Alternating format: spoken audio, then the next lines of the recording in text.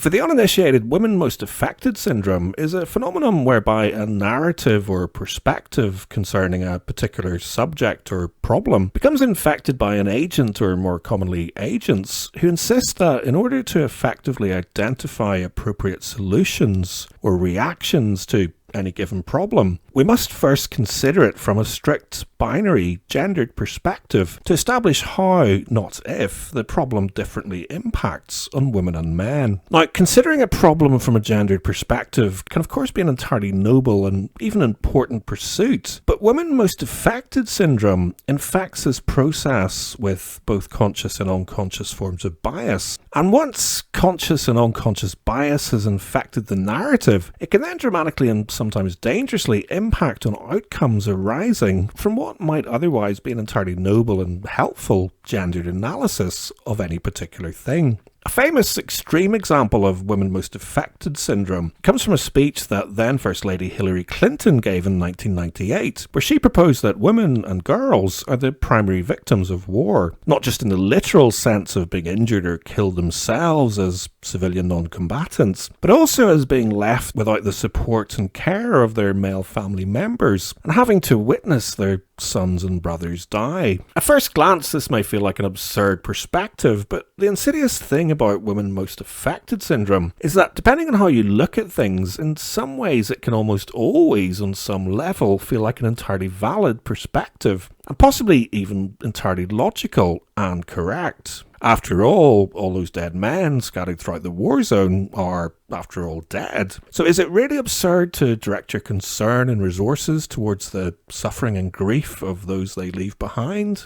After all, it's probably exactly what almost every single one of those dead men would want. Or to put it another way, the Gendered Global campaign spearheaded by Michelle Obama to bring back our girls from the clutches of Boko Haram can be argued to be an entirely pragmatic and logical pursuit to prioritise, in the context that all the boys had already been burnt alive. And consequently, we're never coming back, no matter how many Hollywood film stars tweeted their concern. Of course, by now it's something of a standing joke that if humanity faced an extinction-level event, then more than one yellow journalist would find a way to prove that women would be the most affected by the end of all things. So it can hardly come as any surprise that we've already been presented with plenty of pondering on how it is that women are most affected by a worldwide pandemic that kind of is affecting us all, caused by a disease that is twice as likely to kill you if you happen to be male. Can't you see it too?